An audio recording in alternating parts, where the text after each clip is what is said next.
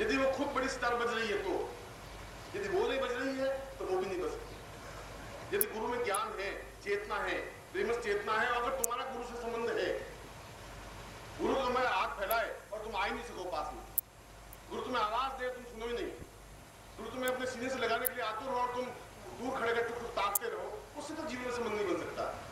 जीवन में संबंध बनने के लिए उस गंगोत्री को, उस गंगा को दौड़ करके जाना पड़ेगा। धीरे धीरे गंगा चलेगी, 10,000 साल तक भी समुद्र तक नहीं पहुंच सकती, और इतना तुम्हारे पास समय है भी नहीं।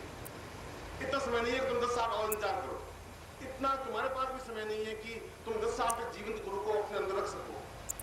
जीवंत गुरु आज है, साल बाद नहीं मिल सकते, 5 साल बाद नहीं मिल सकते। जितने क्षण हमारे सामने हैं उतने क्षण का अगर आनंद हम उसका उपयोग नहीं कर सके, फिर तुम्हारा जीवन चूक जाओगे, फिर जीवन में तुम्हारे ये कहने वाला कोई नहीं मिल पाएगा, फिर तुम्हारे जीवन में एक बहुत बड़ी अभाव रह जाएगा, कितनी बात नहीं कह पाएगा, इस प्रकार से अपने हाथ नहीं फैला सकेगा, इस प्रकार सीना चौड़ा करके तुम्हारे सामने खड़ा नहीं हो पाएगा, इतने प्रहार के साथ कह नहीं सकेगा, पंडितों को, पुरोहितों को, तुलसी को, वाल्मीकि को, सूर को, मीरा को नहीं बता सकेगा। उसके लिए उसमें पास ज्ञान चेतना होनी चाहिए, और उस ज्ञान को प्राप्त करने के लिए उसी मानसरोवर में कूदना होगा जो मानसरोवर गुरु को बना हुआ है। गुरु का हृदय में अपने आप को छलांग लगानी होगी, अपने आप को उसमें मिल जाना होगा। अगर तुम खतरों से डरे तो तुम जीवन को प्राप्त कर नहीं सकते। जो खतरों से डर गया वो डूब गया, वो बीच में ही डूब गया, न इस किनारे पर रहा न उस किनारे पहुंच सकता है। एक चैलेंज, अगर बीच सोचने लग जाए कि मिट्टी में मिलूं कि नहीं मिलूं, मिल जाने के बाद खत्म हो जाऊंगा, बच जाऊंगा, तो बीज कभी भी बरगद का पेड़ नहीं बन सकता। अगर वसंत ऋतु ये सोचे कि मैं चलूं और क्या फायदा होगा, दीवार से टकराने से क्या हो पाएगा, पेड़ मिलेगा कि नहीं मिलेगा, और फूल खिलेंगे कि नहीं खिलेंगे, तो वसंत ऋतु बन ही नहीं सकती। इस बात की चिंता नहीं करनी है कि क्या होगा। नदी जब चलती है तो अपने आप चलती है, छलछलाहट के साथ, मधुरता के साथ, नाचती हुई, झूमती हुई। नदी कभी ठंडी और लहर के बिना नहीं चलती। नदी को आपने नाचते हुए नहीं देखा, नदी प्रत्येक क्षण उसका प्रत्येक लहर अपने आप एक नृत्य है, इसलिए वो समुद्र से मिलती है, इसलिए उस नदी को हमने गंगा देवता कहा है, इसलिए उसमें स्नान करने से जीवन का एक पवित्रता का भाव होता है। तुम्हें नदी बनना है, एक विशाल समुद्र बनना है, पहाड़ की तरफ में आप में उत्तम हिमालय की तरफ बनना है। वो सब गुण तुम में है, चाहे तुम 50 साल के हो, चाहे तुम 20 साल के हो, तुम्हारे अंदर वो सब क्षमता है। मैं तुम्हारी उस क्षमता को पहचानता हूँ। तुमने ऊपर खोल बना रखा है, और इन 3 दिनों में मैं उस खोल को दूर करने की क्रिया करूंगा। 3 दिनों में तुम्हारा असली स्वरूप से तुम्हें परिचित कराऊंगा। आत्म साक्षात्कार जो प्रक्रिया है, हम अपने आप को पहचान सकें कि मैं कितना ऊंचा साधक हूँ। इससे पहले भी तुमने साधना की होगी, पिछले जीवन में साधना की होगी, 10 जन्मों तक तुमने साधना की होगी, वो साधना कहाँ चली गई तुम्हारी? खत्म तो नहीं हो सकती। ऐसा तो हो नहीं सकता तुम गुरु को आवाज और गुरु सुने ही नहीं, ऐसा तो हो नहीं सकता। ऐसा हो नहीं सकता गुरु से मिलो तुम्हारे शरीर में सुगंध पैदा नहीं हो, ऐसा नहीं हो सकता। ये अलग बात है, तुम मिले ही नहीं। तुम्हारे गुरु के बीच में अगर एक हवा पर भी डिफरेंस रह गया तो तुम गुरु से पूर्ण रूप से नहीं मिल सके। बीच में कोई भेद रहेगा ही नहीं, बीच में हवा भी नहीं जा सकती। दोनों अपने आप में, जब राधा और कृष्ण का संबंध है तो दोनों में कहीं कोई अंतर नहीं है। 2 शरीर है, एक प्राण है, एक प्राण ही धड़के, इधर धड़के तो वहां भी धड़के, उतना ही धड़के जितना यहाँ धड़के, उसको अपने आप एक मुक्ता कहते हैं, उसको साधना कहते हैं। ये साधना जीवन में संगीत के माध्यम से, नृत्य के माध्यम से, पूर्णता के माध्यम से, अहोभाव के माध्यम से, उस अमृत के माध्यम से, जिसको अमृत महोत्सव मैंने इस शिविर का नाम दिया है। और यह जन्मदिन समारोह कोई बहुत बड़ी महान घटना नहीं है। ऐसी घटना नहीं है कि कोई जन्म हुआ और बहुत महान कार्य हो गया। यह एक ऐसी घटना है कि वो अपने जीवन का सारा आनंद इन 3 दिनों में बहा देना चाहता है। यह इस घटना का साक्षी है कि वो अपने अंदर जितना अमृत है, जितना प्रेम है, जितना स्नेह है, वो तुम्हारे सामने वितरित कर देना चाहता है। वो चाहता है कि मैं अपने आप में रोक करके नहीं रखूं। वो चाहता है इन 3 दिनों में अपने साधकों को, अपने शिष्यों को, अपने सन्यासियों को सब कुछ बांट दूं, दे दूं। जितना भी वो पी सके पिए, उनकी आंखों में एक रंग आ सके, एक तप्ती आ सके, एक छलकाव आ सके, एक मस्ती आ सके, पीने वाले में आ सके। जो खड़ा रहेगा वो कुछ प्राप्त नहीं कर सकता, जो छलांग नहीं लगा सकता वो आनंद भी नहीं ले सकता, जो गंगा में कूदेगा वो स्नान करके पवित्र हो सकता है, जो मानसरोवर में अपने आप में एहसास करेगा वो उसकी डुबकी में मोती प्राप्त कर सकता है। जिनके पंखों में ताकत होगी वो आकाश में उड़ सकेगा, और वो आकाश के निरंतर आकाश को देख सकता है, 1000 मील दूर तक भी उस आकाश को छू सकता है, उस ब्रह्मांड को भेदित कर सकता है। वो तब हो सकता है जब तुम खतरे का भाव उठा सको, एक चैलेंज उठा सको कि जीवन में या तो मुझे करना है या नहीं करना है।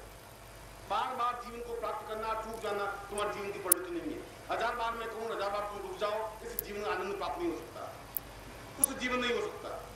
इसमें दोनों ही क्रम मैं प्रारंभ करूंगा, साधना क्रम भी बंद भी कराऊंगा, उस प्रयोगों को भी करवाऊंगा, मगर मैं इससे भी ज्यादा तुम्हारा प्रत्येक, तुम चले तो नृत्य में चले, बोले तो संगीत में एकदम मधुरता के साथ बोले, बात करें तो एक मुस्कुराहट के साथ हो, ये तीन बड़े राग रंग के साथ हो, मस्ती के साथ हो, छलकते हुए हो, जिससे तुम्हारा प्यार है तुम्हारे हाथ में हो सके, मैं बहाऊं और तुम पी सको, मैं तुम्हें दूं और तुम ले सको। अगर मैं दूं और तुम ले ही नहीं सके तो फिर जीवन का आनंद ही बेकार हो जाएगा, सब बेकार रह जाएगा। जन्म दिवस का तात्पर्य उस अमृत को एक एक घूंट देना है, प्रत्येक शिष्य में उतारना है, उंडेलने की क्रिया है, जिससे कि अगला जन्मदिन मिले नहीं मिले, कब मिले कैसा मिले, आप मेरे सामने होंगे नहीं होंगे, जीवन व्यक्तित्व आपके सामने होगा नहीं होगा, कुछ कहा नहीं जा सकता। ये तो जितने क्षण हमारे हैं उनको हम पी सके, उस प्रत्येक क्षण को, एक एक क्षण को, 3 दिन में बहुत बड़ी बात होती है। एक जीवन का झटका, एक जीवन का आनंद, एक जीवन की मस्ती, एक जीवन का एक क्षण जीवन की बहुत बड़ी बात होती है। राधा ने तो एक क्षण के लिए देखा कृष्ण को और देख ही नहीं सकी जिंदगी भर, और वो हमेशा के लिए अमिट रह गया, उसकी आंखों में वो भाव तैर गया, एक जीवन की मस्ती आ सकी, पूरा जीवन उसके याद में बिता दिया, और पूरे संसार में उसका नाम कृष्ण से भी पहले लिया जाने लगा। कृष्ण तो बाद में रहते हैं, पहले राधा शब्द का उच्चारण होता है। रुक्मिणी का नाम नहीं आता, सत्यभामा का नाम नहीं आता, जो उनकी पत्नियां थी उनका नाम नहीं आता है, क्योंकि उसमें प्रेम तो था ही नहीं। जहाँ प्रेम नहीं है वहां विश्व विजेता नहीं प्राप्त हो सकती, जहाँ प्रेम नहीं है वह जीवन का आनंद प्राप्त नहीं हो सकता। जहाँ आनंद है, जहाँ प्रेम है, जहाँ मस्ती है, जहाँ एक दूसरे को समर्पित होने की क्रिया है, समर्पण। समर्पण का मतलब है आप और हम इक्वल खड़े होकर अर्पण करें। तो मेरे से दूर होकर अर्पण हो ही नहीं सकते, अपने आप को मिटा नहीं सकते, और जो मिटा नहीं सकते तो कुछ प्राप्त नहीं कर सकते। जो अपने आप को खो सकता है वो प्राप्त कर सकता है। तुम अर्पण ही नहीं करो तो अपने आप को जीवन को पकड़े हुए रखो, मैं तुम्हारे जीवन को खेचूं और तुम अपने आप में चुपड़े हुए बैठे रहो। मैं कहता हूं तुम मस्ती के साथ नाचना है, तुम हाथ बांधे हुए खड़े रहो, तो नाच नहीं हो सकता। हाथ बांधने से नाच नहीं हो सकता, हाथ बांधने से अर्पण नहीं हो सकता, हाथ बांधने से समर्पण नहीं हो सकता। समर्पण तो अपने आप को समाप्त कर देने की क्रिया है, फिर तुम्हारे पास तुम्हारा कुछ नहीं बचेगा, कुछ नहीं बचेगा, तो मैं अपने आप को सब कुछ तुम्हें दे दूंगा। ये मेरी गारंटी है, ये मेरा विश्वास है। तुम एक बार खतरे को उठा के देखो, एक बार तुम एहसास करके देखो कि तुमने सब कुछ लुटाया और तुमने सब कुछ दिया। एक बार इस बात को आत्मा में, एक बार इस बात की परीक्षा हो जाए कि तुमने कितना लुटाया, मैं तुम्हें कितना दिया, तुम किसी आंख को पीछे नहीं रहे।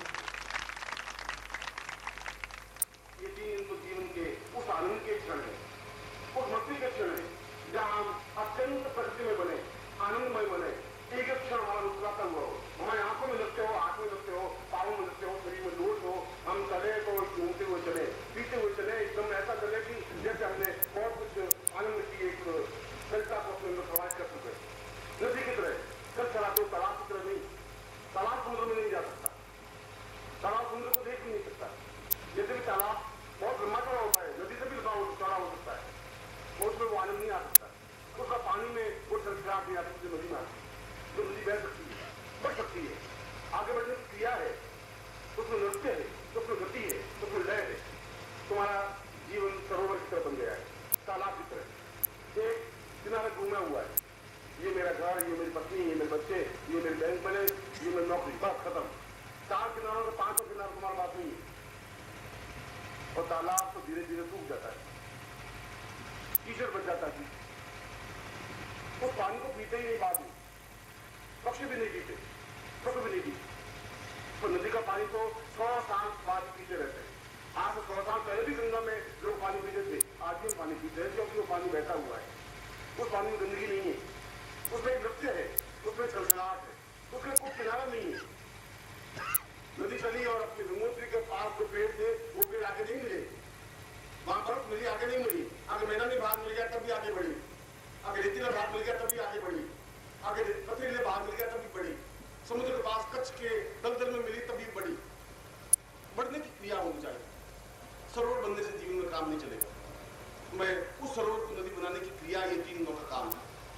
ये 3 दिनों का काम तुम्हें आत्म साक्षात्कार करवाना है, ये एहसास करवाना है कि तुम क्रांति बीज हो, खाली बीज नहीं, क्रांति के बीज हो। तुम्हारे पास चेतना है, फौलाद है, तुम्हारी आंखों में चमक है। किसी भी सन्यासी के सामने दम करके खड़े हो जाओ तो उसकी आंख झुक जाएगी, तुम्हारी आंख नहीं झुकेगी, मेरे विश्वास है। तो आंख उठा के देख लेना, वो तो हिम्मत नहीं है।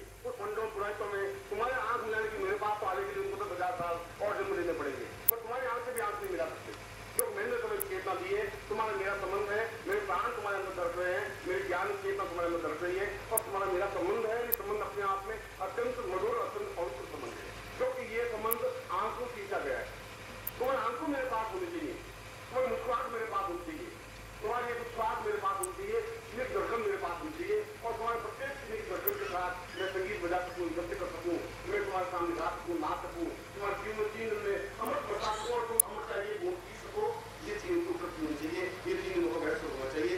ऐसा ही मौसम मैं तुम्हारे सामने प्रस्तुत करने जा रहा हूँ। मैं आपको वैसे बीमारी ने हंसी मजाक किया और घर चले गए, उससे तुम्हें कुछ मिल नहीं सकेगा। फिर तुम खाली हाथ चले जाओगे, मैं तुम्हें फिर कहा तुम चूक जाओगे। और मेरे एक प्रवचन में 40 बार में चूक जाओगे शब्द है, तो मैं 40 बार सोच समझ के शब्द को उपयोग कर रहा हूँ। चूकना नहीं है, चूक गए तो तुम्हें कुछ मिलेगा नहीं। अगर जीवन में कितने शरीर मिल पाए तो नहीं मिल सकता तुम्हें। इन 3 दिनों में नहीं मिल पाया, अगर 3 साल तक तुम्हें कोई देने की क्षमता नहीं कर सकता, किसी में हिम्मत नहीं है तुम्हारे दे सकते। इसलिए साधना में तुम्हें बनना जरूरी है। कई प्रयोग ऐसे मैं कराऊंगा जिसमें केवल साधकों को ही होंगे, सैलानी को नहीं हो सकते। अगर तुम्हारा भाव ही साधक का नहीं बनेगा तो फिर सैलानी बनकर के कैसा हो सकेगा? सैलानी में बनाओ तो बनना है। जहां मैं तुम्हें नृत्य करने को कहूँ वहां तुम्हें नृत्य करना है। जहां तुम्हें साधक बनाना है, जहां तुम्हें आत्म साक्षात्कार कराना है, जहां तुम्हारी भूमि जागृत करनी है, तो तुम साधक बनोगे। साधक का स्वरूप होगा तुम्हारे पास बिल्कुल ऊपरी वस्त्र नहीं हो, तुम बनियान पहन करके ऊंचे पूछे बैठे हुए हो और अपने आप निकल रहे हो, घबराहट रहे हो कि मेरा सीना दिख जाएगा तो क्या हो जाएगा। तुम ऐसा कुछ बड़े हो क्या? तुम्हारा लक्ष्य स्थल है, तुम्हारा सौंदर्य है, अपने आप में तुम खुद सौंदर्य से परिचित नहीं है और फिर तुम्हें साधक तो नहीं है।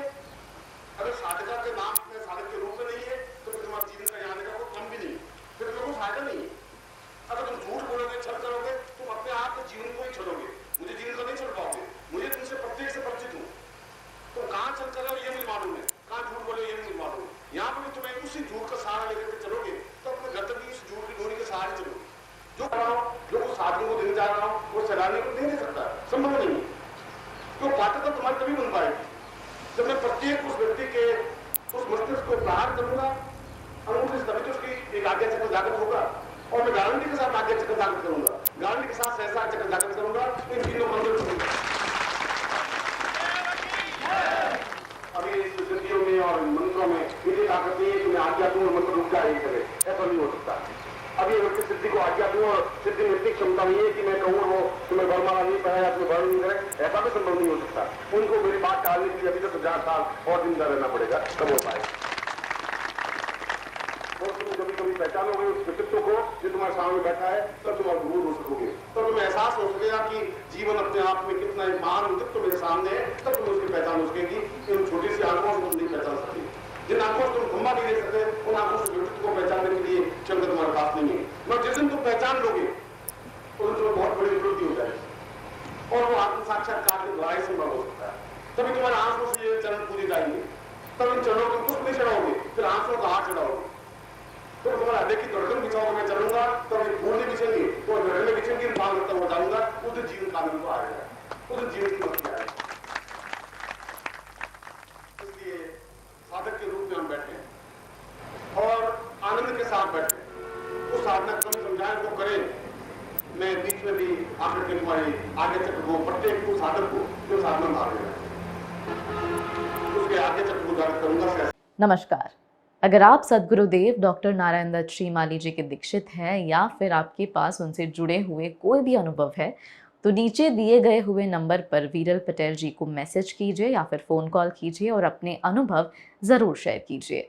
डॉक्टर नारायण दत्त श्रीमाली जी के आत्मकथा का संकलन करने में मदद करें। धन्यवाद।